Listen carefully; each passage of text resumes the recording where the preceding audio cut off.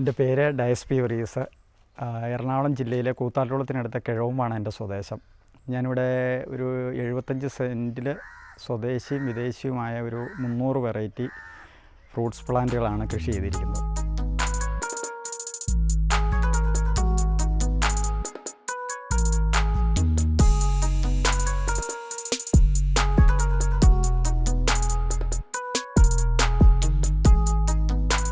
ഞാനൊരു 2007 മുതൽ 2011 വരെ എനിക്ക് റബ്ബറിൻ്റെ ബിസിനസ്സായിരുന്നു. അപ്പോൾ ആ സമയം അതിനുശേഷം ഞാൻ ഈ ചെടികളിലുള്ള ഒരു പാഷൻ ആയിരുന്നു. അപ്പോൾ അന്നേരം ഒരു തായ്ലൻഡ് ചാമ്പ, അങ്ങനെ നാഗ്പൂർ ഓറഞ്ച്, അങ്ങനെ കുറച്ച് പ്ലാന്റുകൾ നട്ടുകൊണ്ട് ഒരു തുടക്കം ഇടുകയാണ് ചെയ്തത്.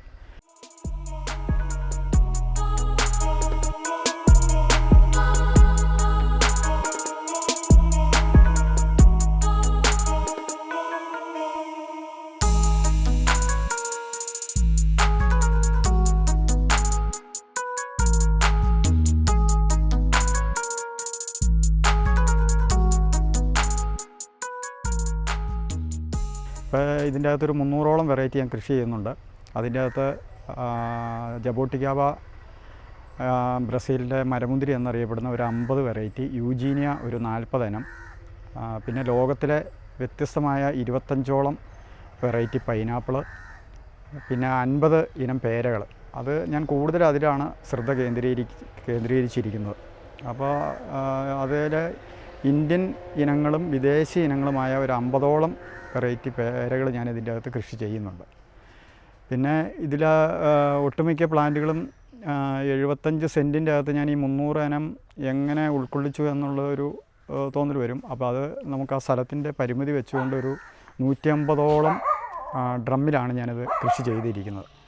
പിന്നെ ഈ ഡ്രമ്മിലെ കൃഷി എന്ന് പറയുന്നത് പൊതുവേ നമുക്ക് സ്ഥലമുള്ളവർക്ക് ഒരു കാരണവശാലും ഡ്രമ്മിലെ കൃഷിയെ ഞാൻ പ്രോത്സാഹിപ്പിക്കുന്നില്ല. സ്ഥലപരിമിതി ഉള്ളവർക്കാണ് ഡ്രമ്മിലെ കൃഷി നമുക്ക് പ്രോത്സാഹിപ്പിക്കുന്നുള്ളൂ. എൻ്റെ ഒരു അനുഭവമാണ് ഞാൻ പറയണത്. പിന്നെ അത് മാത്രമല്ല, ഒരു 6 മാസം കൂടുമ്പോൾ നമ്മൾ കൃത്യമായിട്ട് അത് പരിപാലിച്ച് പോയാലാണ് ഡ്രമ്മിലെ കൃഷി നമുക്ക് വിജയകരമായി പോവുകയുള്ളൂ.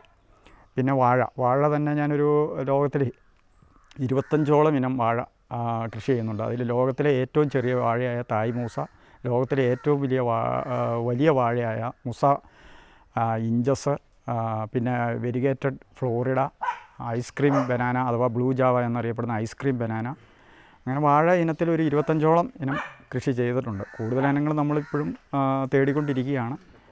പിന്നെ അതിലേക്ക് ഉപരി നമ്മളിപ്പോൾ റംബൂട്ടാൻ, അവക്കാഡോ, ദുരിയാൻ, അങ്ങനെയുള്ള എല്ലാ പ്ലാന്റും ഞാൻ ഇതിൻ്റെ അകത്ത് ഉൾക്കൊള്ളിച്ചിട്ടുണ്ട്. എല്ലാത്തിൻ്റെയും ഫലവും നമുക്ക് കിട്ടി തുടങ്ങിയിട്ടുണ്ട്. പിന്നെ ഒട്ടുമിക്ക വിദേശ ഇനങ്ങളും നമ്മുടെ കാലാവസ്ഥയ്ക്ക് അനുയോജ്യമാണെന്നുള്ളത് നമ്മൾ ഇതിൽ നിന്ന് പഠിച്ചിട്ടുണ്ട്. ചില ഇനങ്ങൾ നമുക്കിവിടെ വിജയകരമല്ല.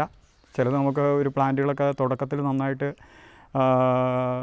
വളർന്നു വരും, പിന്നെ അതിന് ശേഷം അത് നശിച്ചു പോകുന്ന ഒരു രീതിയൊക്കെ ഇവിടെ കാണുന്നുണ്ട്. അത് നമ്മുടെ കാലാവസ്ഥയുടെ ഒരു ഇതാണ്. പിന്നെ പൊതുവേ നമുക്കിതിനൊരു പറയാനുള്ളൊരു ഇതെന്നാന്ന് വെച്ച് കഴിഞ്ഞാൽ, നമ്മുടെ മാവിനും പ്ലാവിനും ഒക്കെ തന്നെയാണ് കൂടുതലും ഇതെല്ലാം നമ്മൾ ടേസ്റ്റ് ചെയ്തതിൽ മുൻതൂക്കം തന്നെ ഉള്ളത് നമ്മുടെ നാട്ടിൽ കൃഷി ചെയ്യുന്നതിൽ. മറ്റുള്ള പഴങ്ങളൊക്കെ ഓരോരുത്തരുടെ ഒരു ടേസ്റ്റായിട്ടാണ് ഞാൻ കണ്ടിരിക്കുന്നത്. പിന്നെ ജബോട്ടിക്കാവ തന്നെ സബാര ഇനത്തിൽപ്പെട്ടത് 8 വർഷം കൊണ്ട് കായ്ക്കുന്ന ഇനം നമുക്കിവിടെ 5-ാം വർഷം എനിക്ക് കാച്ചു കിട്ടിയൊരു മരമുണ്ട്. അതിൽ ഹൈബ്രിഡ് വെറൈറ്റി തന്നെ ഞാനൊരു 40 എണ്ണം ചട്ടിയിൽ വളർത്തുന്നുണ്ട്.